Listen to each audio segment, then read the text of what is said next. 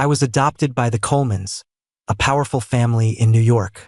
When I was young and foolish, I had a crush on the family's golden boy. He'd raise an eyebrow and say with a smirk, "If you can hold your breath underwater for 2 minutes, I'll say I like you." But when I nearly died at the bottom of the pool, he just looked down at me and asked, "Leo, do you really think you're good enough for me?" I took the hint. From then on, I only ever saw him as the young master. But then he'd grab my face and kiss me. "You're not allowed to look at anyone else." Hunger burned like a fire in my stomach, but no matter how far I walked, I couldn't find a single trash can. No trash cans meant no food. I dragged my weak legs through the upscale neighborhood, looking around in despair. Eventually, the hunger broke down all my defenses. I stood on the side of the road, threw my head back, opened my mouth, and wailed. Then, a bright red apple fell from the sky and bonked me on the head. Forgetting the pain, all I could see was the apple on the ground. I snatched it and started devouring it, desperately cramming it into my stomach. It was my first meal in 2 days. "Hey, little beggar, you ate my apple, so now you have to be my little servant." I looked up toward the voice. Sitting on top of the high wall of a villa's courtyard was a boy of about 8 or 9 with short black hair and a wild look in his eyes. He was so handsome, I just stared, mesmerized. He looked like the little prince from the stories my mom used to tell me when she was still around. The little prince said, "You wait right there. Don't you run." Then he scrambled down the wall and ran into the house. A moment later, he came back, dragging a man behind him and pointing at me through the gate. "I want him to be my little servant." And just like that, with half an apple in my hands, I became the adopted child of the New York Colemans. Ethan Coleman was as beautiful as an angel, but his personality was rotten to the core. In that enormous mansion, no one could defy him. At 5 years old, my cheeks were thin, but I had dimples when I smiled. My hair was long, making me look a lot like a little girl. He sat high and mighty on the sofa, while I, like a little lamb about to be sacrificed, was washed clean and brought before him by Mrs. Lee, the housekeeper. He reached out and yanked my pigtails hard, the pain shooting through my scalp. Tears instantly welled up in my eyes. "If you cry, I'll throw you outside to the guard dogs." I was scared of big dogs. I was more scared of being thrown out. And I was even more scared of going back to my uncle's house, where I'd get beaten and starved. I reached out and grabbed his sleeve, trying my hardest to hold back the tears. "Leo doesn't cry." He pulled me into his arms, satisfied, and held me close. "From now on, you're my little servant. You have to keep me happy forever. Understand?" I nodded meekly. "Okay." That one promise lasted for more than a decade. At 26, Ethan Coleman returned from his studies abroad. He was over 6 feet tall, dressed in a custom-tailored suit, his features sharp and aristocratic, as handsome as a bespoke doll. He sat in the middle of a crowd, surrounded on all sides, and I, in a well-fitting black suit with an earpiece, was calmly directing the household staff to take care of the guests. Today was the party for Ethan's return. The main hall of the mansion was for the elders of the various wealthy families, while the backyard was for their sons and daughters. From a distance, Ethan looked indifferent, swirling the red wine in his glass. Though he was in the center of the crowd, he seemed like an outsider. Our eyes met, and he raised his hand, beckoning me over. I lowered my gaze to hide the expression in my eyes. As I walked over, I could already hear them talking about me. "Ethan, you've been gone for 4 years, but Anna and Leo have been waiting for you this whole time." "What are you talking about?" "Our Anna is Ethan's fiancée. Who the hell is Leo? How can you even mention him in the same breath as Anna?" "Hey, do you guys remember before Ethan went abroad?" Leo confessed to him, and Ethan just said something offhand, and he actually jumped into the pool. Ethan's brow furrowed, and he slammed his glass down on the table. After the sharp crack, the air fell silent. I froze mid-step. My heart started to pound, and the long suppressed ache began all over again. Time seemed to rewind to the day before Ethan left. I stood sopping wet among the glamorous crowd as they pointed at me, their words dripping with ridicule and scorn, and I just stood there, like a piece of trash, shamed and pathetic. 4 years ago, I was shoved in front of Ethan by a few of Anna's friends. Ethan and Anna were sitting together, chatting with some friends. Anna, in a pristine white evening gown and a small tiara worth millions, had a bright, beautiful face that showed her unabashed adoration for Ethan. When we approached, before I could say a word, Jessica eagerly handed my diary to Anna. Her long, slender fingers flipped through a few pages, and then she let out a mocking laugh. She looked up at me, her chin held high, her eyes filled with disdain. You, a beggar, think you can be with the heir to the Coleman fortune? You think you're worthy of liking him? My eyes involuntarily darted to Ethan. We made eye contact. He didn't look away, his expression one of shock. But I was the one who wretchedly tore my gaze away. I was in love with Ethan. I had known it since I was very young. Even though he would shove me into the doghouse when I didn't listen to him and tugged on the dog's ears. Then, he'd block the entrance, a wicked grin on his face. You and Sonny really do look like family. Since you won't listen to me, you can't sleep in my bed. I'd make a face and stare at Sonny, who had a lame leg. The young master has a point. We do look alike. I reached out and stroked Sonny's big, soft head. We were both homeless, both taken in by the young master, both unwanted by others. In the swirling snow, Sonny curled his body around me, but I was still a little cold. 8-year-old Ethan had a short attention span. It wasn't until dinner time that he remembered his commanded little servant. He shook me awake. I was groggy, my face flushed.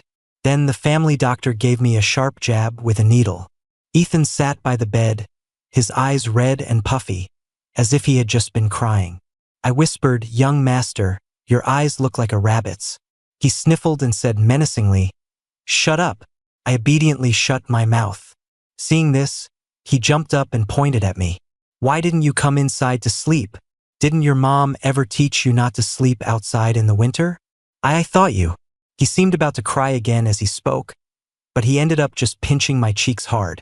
"Anyway, from now on, you're not allowed to leave my sight for a single second." At 5 years old, I looked up at him, the warm lights of the house framing him from behind. I grinned and gave him a huge smile. Okay, the contract was sealed in that moment. I have loved Ethan since I was a child, and that love has lasted to this day. But loving him was my own private affair. Sometimes, I dreamed that I had the courage to stand in front of him and confess. In the dream, he would raise an eyebrow, look down at me, and say cruelly, "Leo, you think you're worthy of loving me?" I would wake up terrified. After that, I was careful to hide the way I looked at him. Only my diary and I knew about my love for him. And now, that diary was being held up like evidence, proof of a beggar's disgraceful, naked ambitions. I lunged to grab it back but was pushed hard, my leg hitting the corner of a table. Ethan frowned and immediately stood up, walking toward me. Our eyes met, and I guiltily looked away. Ethan's face immediately fell, and he stopped a few feet away. Jessica pointed at the diary in Anna's hand. "You didn't know, did you, Ethan? This Leo has such big ideas, secretly fantasizing about you. He should take a look at himself." The other friends Anna had brought along immediately started attacking me. "He's just a beggar who thinks he can marry into wealth. It's pathetic." Exactly. Does a guy with a hard body like his really think he can compete with Our Lady Anna for a man? He's so delusional. It's disgusting. Ethan exploded. "It's so damn loud." The chattering group fell silent at his anger. Anna shot me a glare and threw the diary at my feet. My mind went blank as I reached for it, but Jessica kicked it, sending it flying into the nearby swimming pool. I instinctively moved to jump in after it, but Ethan grabbed my wrist, his grip like steel. "Leo, is what they're saying true?" Looking at Ethan's livid face, I couldn't hold back the tears. I was scared of Ethan. The boy who had saved me was like a parent to me. But this time, my voice choked with sobs. I nodded. Yes, loving Ethan might have been reaching for the stars. But how could loving someone be something to be ashamed of? The diary splayed open in the water, pages of my love dissolving. I desperately wanted to get it back, but the grip on my wrist wouldn't loosen. "Leo, how dare you? Seeing Ethan's anger, the others chimed in. Leo, can't you live without a man? Last time at school, you threw yourself right into Liam's arms. Liam even asked me for his number after seeing him trail after you all the time. Ethan. Seriously? Humph. Jessica's had a crush on Liam for ages. Why would I ever give Leo his number? TSK, what a flirt, trying to hook up with any guy he can. I bet this whole diary was just a scheme to seduce Ethan. Ethan's lips were a thin line, his eyes dark and stormy. I froze, then looked at Jessica. The jealousy in her eyes was unmistakable. No wonder she was always targeting me. No wonder my diary, locked in a drawer, had been found. Liam was a senior in college, gentle and kind, who had helped me once. Because of Ethan's orders, I had no choice but to attend the same university as him. He even forced me to skip 2 grades because I was younger. The first time Liam helped me was because I was running an errand for Ethan. Ethan was playing basketball and was thirsty but refused water from anyone else. He just turned his head and ordered me, "I'm thirsty. You have 10 minutes. The court was far from the campus store. A round trip in 10 minutes was impossible. But seeing the way his throat bobbed, I nodded anyway. I ran too fast on the way back, slipped on a banana peel, and stumbled right into a guy's arms. "Are you okay?" the guy asked gently, steadying me. A campus photographer passing by caught the moment on camera. That night, for some reason, Ethan flew into a rage. And Jessica, who had always been friendly with Anna, had even smiled at me before. After that, she started targeting me. So that's how it was. Liam and I wanted to explain to Ethan and to Jessica. But before I could finish, the terrifying scene from my dream played out right in front of me. Ethan let go of my wrist, his jaw tight as he spat out the words, "It's true. Not just any stray can fall in love with me. Leo, you think you're worthy of loving me?" A sharp pain shot through my heart, so heavy I couldn't breathe.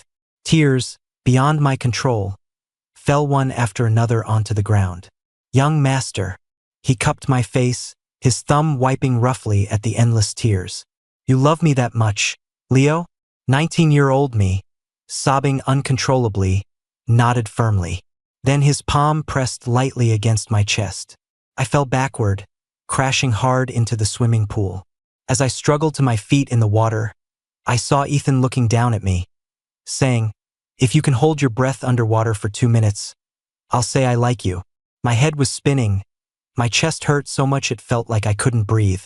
My tears mixed with the pool water. In that moment, my entire world narrowed down to one thing: making him like me. In front of everyone, I plunged myself under the water. The gasps, chatter, and laughter from the surface seemed to fade away. All I could hear was a growing ringing in my ears. I couldn't breathe, and bubbles escaped my nose and mouth. My vision blurred with tears. Looking up, all I could see was Ethan's face, distorted by the bubbles on the water's surface. Just as my vision was fading, a hand grabbed the back of my collar and yanked me out of the pool. I coughed violently, as if trying to cough up a lifetime's worth of air. "Leo, are you crazy? Are you insane?" Ethan's face was deathly pale. His hand on my arm trembled as if he'd been electrocuted, and he just stood there, repeating that one question over and over. Only I, when I saw the time on the watch, broke down completely. I hadn't held my breath for 2 minutes. I wasn't allowed to love Ethan. Even if it was just a casual joke from him, I had failed to earn his possible affection. I had failed. After the pool incident, Ethan left for abroad. I was originally supposed to go with him, but because of what happened, Ethan went straight to his father and said, "Let Leo stay here. I don't need him to take care of me." I stood to the side and said nothing. For 4 years, I never received a single call from him. Even on the rare occasions he did call, if I was standing right there when Mrs. Lee answered and she asked if he wanted to speak to me, he would hang up immediately. "Leo, the young master has grown up and so have you. It's natural to not be as close, given your different statuses. Don't take it to heart, the aging Mrs. Lee would say, patting my shoulder comfortingly. Then she'd recall fondly, when he was little, he was so attached to you. After you got that fever, you two were inseparable. Even as a teenager, he still insisted on sleeping in the same bed with you. I froze. Then, a memory surfaced of the last time we slept in the same bed. In high school, Ethan was incredibly bossy. If I so much as glanced at someone else, he'd scold me for being disobedient. Are they better looking than me? Look at Sonny, he never cares about anyone else. Can't you learn from your brother? Sonny was found first, so he said the dog was my older brother. When we slept together, he would wrap his arms and legs around me, leaving no space between us. By high school, I was already aware of my feelings. The slightest touch from him would set off a huge reaction in me. Until one night, he held me from behind, his breath warm on the back of my ear. I felt my body grow hotter and hotter until I was wide awake. I flinched and tried to push him away.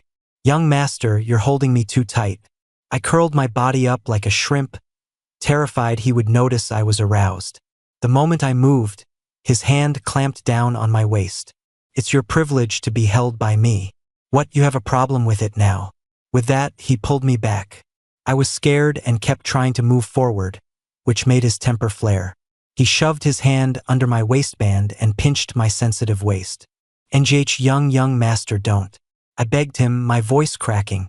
His eyes lit up and he got excited. "That sounds pretty good. Beg me some more." "Don't." His warm, searing hand roamed over my sensitive, ticklish waist. "Leo, you need to remember, everything you have, I gave to you. So you have to be good, understand?" I know, young master."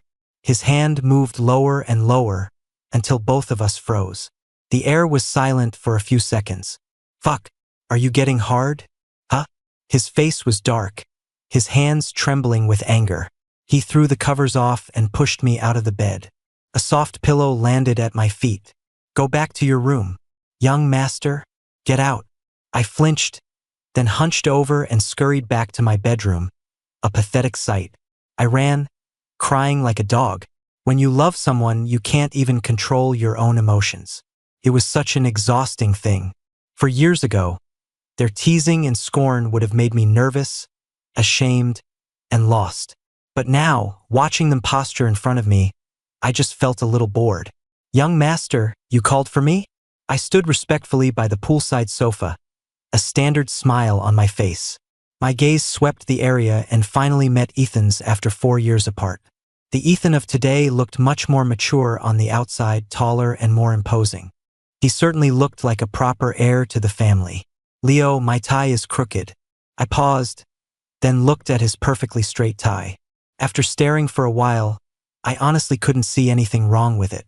But I still knelt on one knee before him, reaching out to fix it, only to have him grab my wrist. "Young master, did I say you could touch it?" His eyes were deep and dark, like a bottomless spring. Faced with this version of him, the old Leo who loved him and revolved around him would have been flustered and uncertain, because he cared. The Leo of 4 years later, determined to start a new life, would still tolerate his young master, out of gratitude. I didn't reach out again. Instead, I stood up and gave him a polite smile. "My apologies, I overstepped. Please don't mind me. If there's nothing else, young master, I'll go see to the other guests." He hated that I liked him, that I liked men. But as I walked away, his jaw tightened, and his cold gaze followed me. Once I was away from him, I let out a breath I didn't know I was holding. The air seemed fresher. Only the restless beating of my heart told me, "Leo, you still love him." The silence was suddenly deafening. Anna, sitting to his left, shot me a glare before turning to Ethan, leaning in affectionately to straighten his tie. "Ethan, this is a happy day. Why get angry over a beggar? Let me fix it for you." The girl's beautiful eyes sparkled with the joy of her beloved's return. But as she reached out, Ethan leaned back, dodging her touch. Anna froze, embarrassed. "Ethan, Anna's waited years for you. She missed you so much." I was still eavesdropping from a distance when I felt a tap on my shoulder. I turned, pleasantly surprised. "Liam, you came to the party too?" Liam, dressed in a white suit, had a gentle, refined air that made talking to him feel like a spring breeze. A world of difference compared to certain other people. "I've been trying to ask you out for coffee lately, but you always say you're busy." I figured I'd have to ambush you at the Coleman house. There was no blame in his voice, but I blushed with embarrassment. With all the work for Ethan's return banquet, I hadn't been in touch with Liam for a while. After Ethan went abroad, Liam and I had run into each other by chance and exchanged numbers. He was one of the few real friends I had in this circle. Suddenly, a loud crash startled me. Liam and I both looked over in shock. What was that? We looked over to see that someone had angered Ethan, and he had actually flipped the table into the pool. The glass tabletop shattered against the pool's edge, and flying shards cut his wrist where his sleeve was rolled up. He stood there, staring straight at me, his left hand hanging at his side as blood dripped from his fingers to the floor. My heart skipped a beat, and I took an unconscious step forward. A flicker of barely perceptible joy crossed Ethan's handsome face. Anna shrieked, grabbing his wrist with a frantic tone. "Someone, can't you see your young master is hurt?" I sighed and pulled my foot back, pressing my earpiece. "Get the family doctor from the side hall. Tell him to come to the pool. The young master has injured his hand." Within 2 minutes, the staff, the doctor, his friends, and all the other young heirs and heiresses had gathered around Ethan. Liam glanced over, took a sip of his wine, and remarked, "Ethan's still as popular as ever." I gave a small smile but didn't say anything. "Aren't you going over?" I lowered my eyes, avoiding the knowing look in Liam's eyes and Ethan's dark, persistent gaze. He has enough people around him. He doesn't need me. Beside me, Liam chuckled softly. He put an arm around my shoulder and whispered in my ear, "Shouldn't you ask him if he needs you or not?" I froze. Then I gave a self-deprecating smile. He already told me. I'm not worthy. After the party ended and the staff were cleaning up, I took the dinner the kitchen had saved for me and walked over to Sonny's doghouse. Sonny had been gone for a long time. "I have your favorite chicken leg for dinner tonight, but you can't eat it." What a shame. I guess that just means your little brother will have to eat a little extra for you. I sat on the wooden steps outside the doghouse, munching on a chicken leg and talking to myself. Less than a year after Ethan left, Sonny, already very old, got sick. We cared for him under the vet's guidance for a long time. But even the immense wealth of the Coleman family couldn't save a life that was fading away. That was the first time I called Ethan after he left. I held the phone, sobbing uncontrollably. My brother was dead. The only family I had left was Ethan. Even if it was just to tell him Sonny had died, to hear him say one word to me, just to hear him say my name would have been enough. That day the phone rang and rang. Connected, but no one ever picked up. I let out a small, bitter laugh. And so, on the day I lost my brother, I also lost the person I loved. I stood up with the clean plate, and when I turned around, I saw someone sitting on the first-floor windowsill. I paused, a smile forming on my face. "Good evening, young master." His hand was still wrapped in gauze. His eyes were on the doghouse, full of nostalgia and sadness. "When Sonny died, I was in a car crash abroad. It wasn't I didn't ignore your call on purpose. Later, when I woke up, Leo, my smile didn't falter as I cut him off. It's wonderful that you're all right, young master. I'm sure Sonny wouldn't have minded." I glanced at the plate in my hand, feigning an apology. "Perhaps you'd like some time alone with Sonny. I won't disturb you. I'll just take this plate back to the kitchen." I smiled, nodded, and turned to leave. I had only taken one step. His bandaged hand shot out and clamped down on my wrist. "Leo, how long are you going to keep this up with me?" There was a hint of panic in Ethan's eyes. The wound under the gauze started to bleed from the force of his grip, staining my wrist red. The heat was irritating. "Young master, you must be joking. Why would I be upset with you? That would be so rude. I need to take this plate back." He snatched the plate from my hand and threw it to the ground. With one hand, he yanked me by the wrist and pinned me against the nearby wall. The sudden proximity flustered me. As I struggled, he locked both of my hands behind my back. "Young master." His gaze was intense, his breathing ragged. "Leo, didn't you like me? Why did you change?" My eyes darted away, but he grabbed my chin, forcing me to look at him. "Young master, you're joking. How could I ever be worthy of liking you?" For years ago, after what you said, I stopped loving you. The hands holding me gradually loosened, and I took the opportunity to break free. Ethan just stood there, stunned, as if he'd heard something he couldn't possibly process. After returning, Ethan was parachuted directly into the CEO position at the company. A refined, handsome face, an impressive height, decisive methods, and a closet full of sleek black suits. Who would have thought that beneath the impeccable exterior of the great Mr. Coleman was a childish, spiteful brat? In the month since he'd arrived, the talk about him never stopped. In any break room in the company, you could hear people discussing him with envy or adoration. Mr. Coleman is so handsome. I went in to deliver some documents during the last meeting, and he was so good-looking my knees went weak. I heard he's only 26 and just got back from overseas. He must not have a girlfriend. Maybe I could have my own little billionaire romance story with him. You? Forget it. Mr. Coleman may not have a girlfriend, but he has a fiancée. Anyone who's done a little digging knows that. Seriously? Which family's daughter? Anna Fu from the Fu family we're partnering with recently. I heard they're childhood sweethearts. I held my cup, listening to the gossip as I made my coffee. As I was listening, the conversation suddenly turned to me.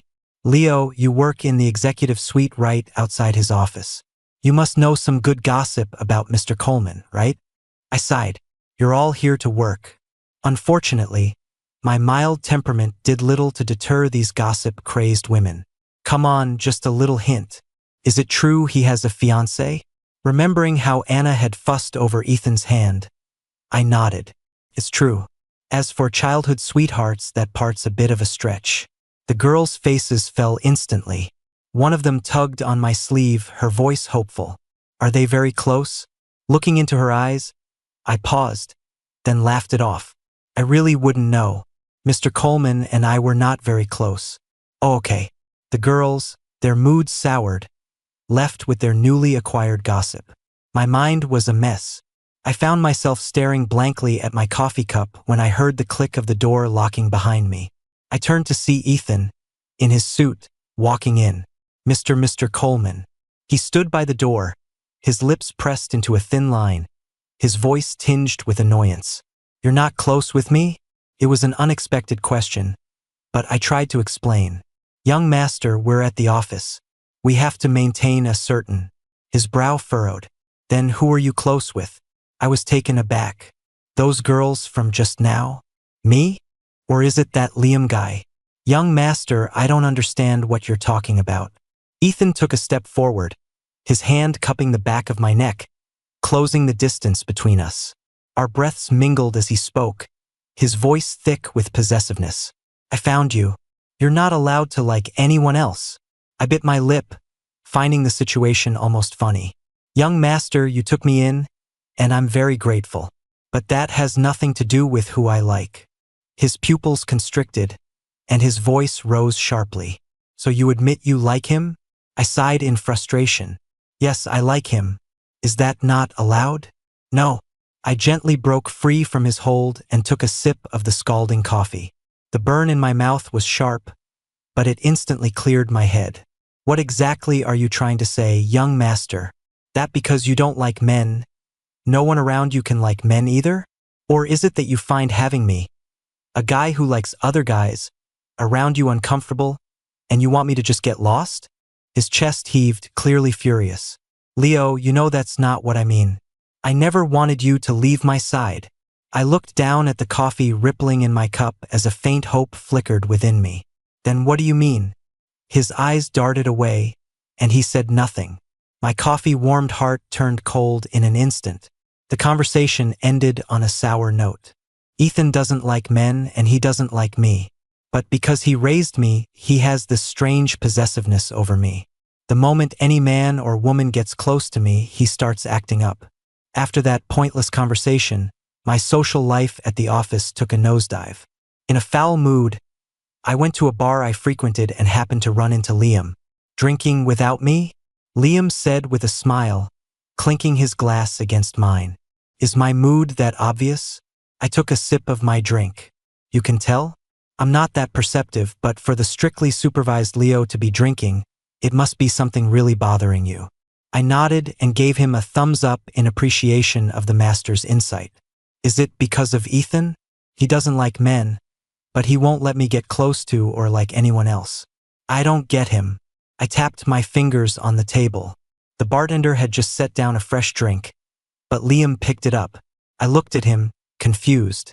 He said gently, "Men, they're really a wretched species. When they like you, they're perfect in 1,000 ways. When they don't, they can toss you aside without a second thought. But if he's that possessive, could it be that he likes you and doesn't even know it?" I fiddled with my empty glass. So what if he does? A slender finger flicked my forehead lightly. You idiot. You obviously still like him and you can't let go. Why not try to fight for it? I shook my head. I can't. Just as Ethan said, he found me. So in my world, in my heart, he is unique. Even though he's possessive and always grouchy, and sometimes throws tantrums like a child when he's angry.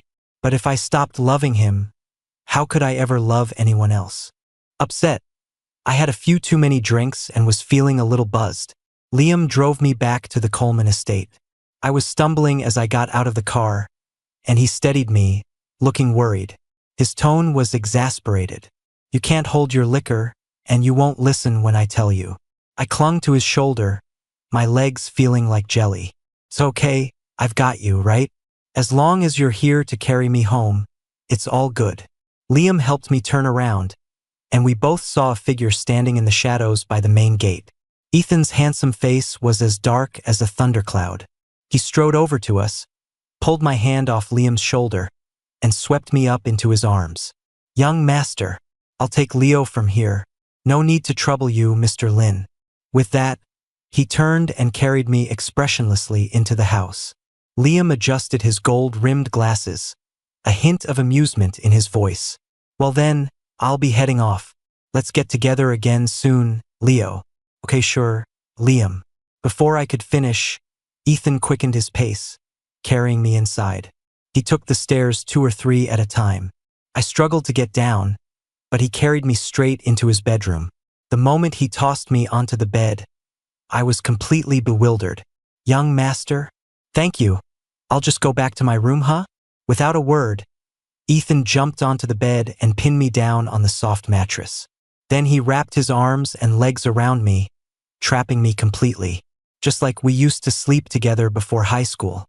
"Young master?" He didn't answer and I couldn't break free. Much later, just as the warmth of the blankets was about to pull me into sleep, Ethan's voice, small and pleading, whispered in my ear. "Leo, what do I have to do to make you like me like you used to?" I was instantly wide awake, but I didn't move a muscle, pretending to be asleep. "If you like men, can you please like me? I regretted it the second I kicked you out for the last time. I called you a freak, but I got a reaction when I was touching you, too. I always thought I liked girls. I didn't know why that happened. I felt like such a pervert for feeling that way about the little brother I raised." In the darkness, my eyes flew open in disbelief. Did Ethan think I was asleep? In the quiet of the night, Ethan's voice was full of turmoil as he continued his soft, one-sided confession. "I thought if we just didn't sleep together, it wouldn't happen again. But whenever I see you look at someone else, or smile at someone else, I get so tense. My chest feels tight like I've been punched. Before I left, when Jessica brought out your diary, my first reaction was happiness, then panic, and then rage when they said you liked Liam. How could you like Liam? I angrily tried to make you prove you liked me, but when you were actually underwater, all I felt was fear." His voice was tinged with the sound of choked back sobs. "Leo, what am I supposed to do? I think I only realized I've loved you for a long time after you stopped loving me. I thought I wouldn't be able to sleep, but I woke up to find it was already noon. For the first time in ages, I woke up in Ethan's bed. He was standing by the window with his back to me. "Young master." He gave a non-committal hum, refusing to turn around. "You're awake. Go downstairs and get something to eat." I sat on the bed without moving. After a long moment, I asked him softly, "Before Sonny died, were you really in a car accident?" He stiffened, then turned to look at me seriously. His handsome face was pale, and his eyes were red and swollen. He had clearly been crying for a long time. After I went abroad, I was always on edge. I got into an accident while street racing and was in the hospital for 3 days. My voice was stern. Why didn't you tell me? He looked away. I specifically told them not to tell you. I was afraid you'd worry. My eyes started to burn.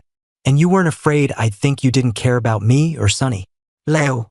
And what about later? Why didn't you come back for the next 4 years? He rubbed his nose, his brow furrowed, his voice stiff and awkward. The first year was the car accident and a 6-month recovery.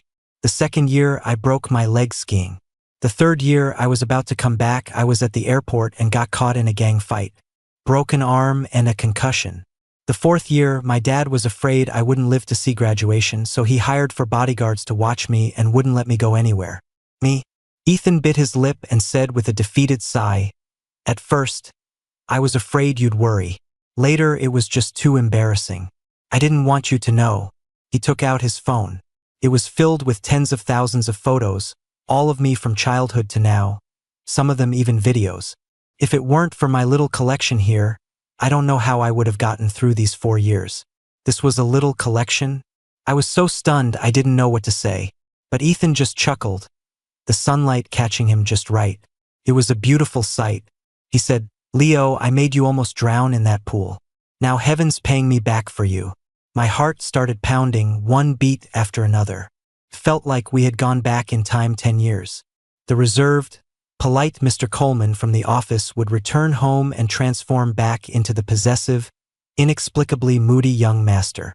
For example, right now, "Let go. We already made plans. You can't go back on your word." I looked helplessly at the man clutching the hem of my shirt. "True, we did make a deal 18 years ago that you would always keep me happy. You can't go back on your word either." The time for my meeting with Liam was fast approaching, and I was at a loss. "Young master, you..." Just as I was wondering what to do, a figure rushed in and lunged at me. I was too stunned to move, but Ethan shot up and pushed the person away. "Anna, what are you doing?" I looked over at Anna. Her face was streaked with tears as she pointed at me and demanded of Ethan, "You're breaking off our engagement because of this man?" I froze. Ethan was breaking up with Anna? This has nothing to do with Leo. I just don't like you, and I'm not willing to get married just for a business deal. Ethan's tone was firm, and he stood protectively in front of me. Anna's voice trembled with tears. "But everything was fine before. Why are you suddenly unwilling?" The man with his back to me let out a derisive laugh. "Because before, I was an idiot who didn't even know who he loved. Anna, I'm sorry about breaking the engagement. I know it's embarrassing for you in our circle. If the Fu family needs anything in the future, I can help." Anna, mid-sob, looked up at Ethan in disbelief. "Ethan Coleman, what happened to the man who looked down on the whole world? Are you really bowing your head now, just for Leo?" Ethan scowled impatiently. "Fine. Forget it. Why would I forget it? That new business deal, you give me a 10-point margin. No 3, 8, 5, at least 6. 5 is the max. Take it or leave it. Deal." Anna's defeated air vanished. She shot me a fierce glare and stalked off in her heels, her head held high. Even after she was gone, I still hadn't processed what had just happened. She just left like that? Ethan gently pinched my cheek. "You really think all rich girls are naive little princesses? Huh? There might be some feelings involved, but when it comes down to it, for big families, the bottom line is always profit." I was floored. So her coming here was? Since she was going to lose out emotionally, she had to make up for it financially. I was speechless for a moment. Is this how rich people operate? Ethan pulled me into his arms, holding me like a doll. "Believe it or not, after I make our relationship official, she'll probably come over and apologize to you." "Seriously?" The man's smiling voice echoed behind my ear, laced with temptation. "Wanna find out?" "No." Ethan took me to a wedding but didn't say whose it was. As soon as we walked in, the great Mr. Coleman was swarmed by a crowd. He kept looking back at me, but I pretended not to notice. I found a quiet corner on the second floor, a peaceful spot that suited me perfectly.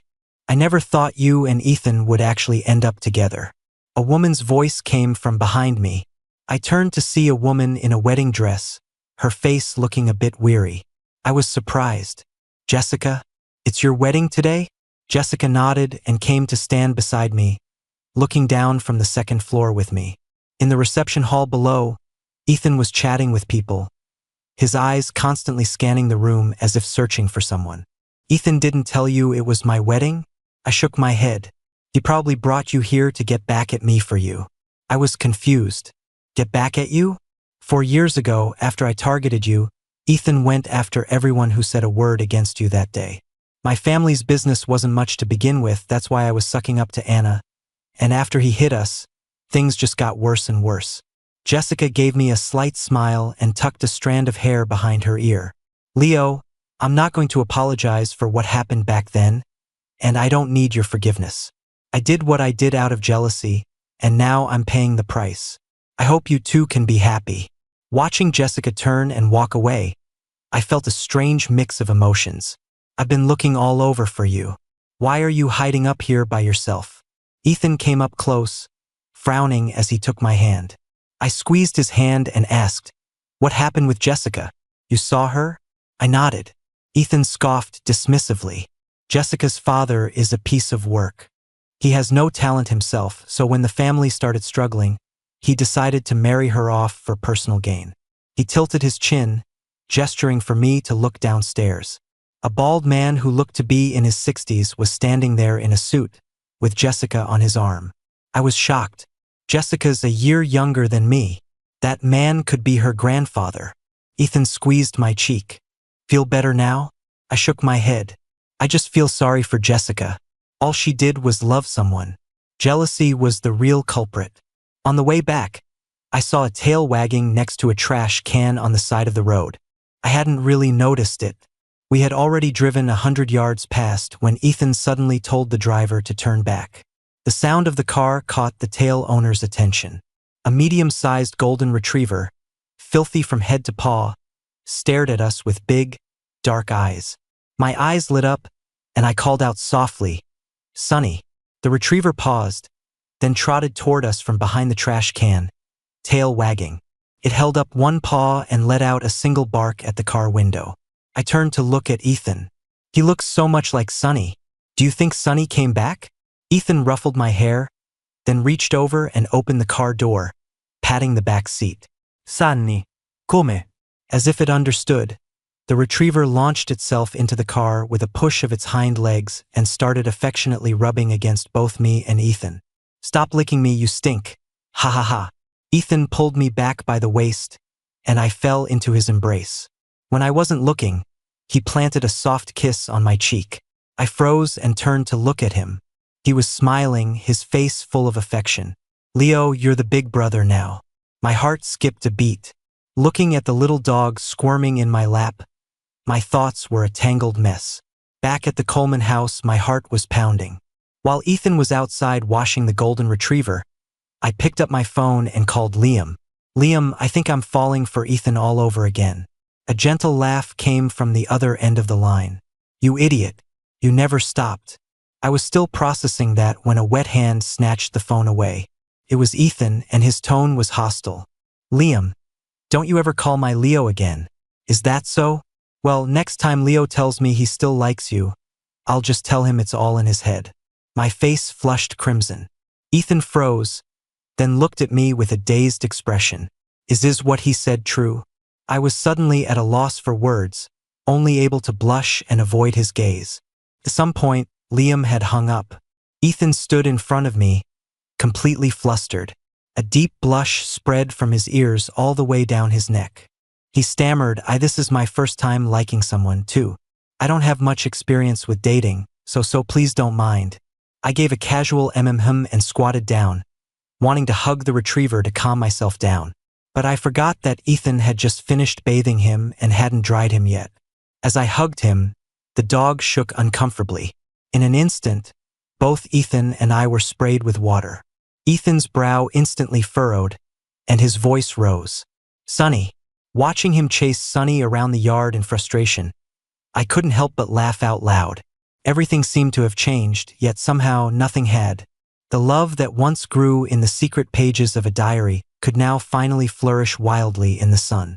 After a moment of frantic running, Ethan reappeared, holding a sunflower he'd plucked from somewhere. His eyes were shining as he shyly held it out to me. "Do you know what a sunflower means?" I shook my head and asked him. "What?" For once, he seemed a little shy. "Go look it up yourself."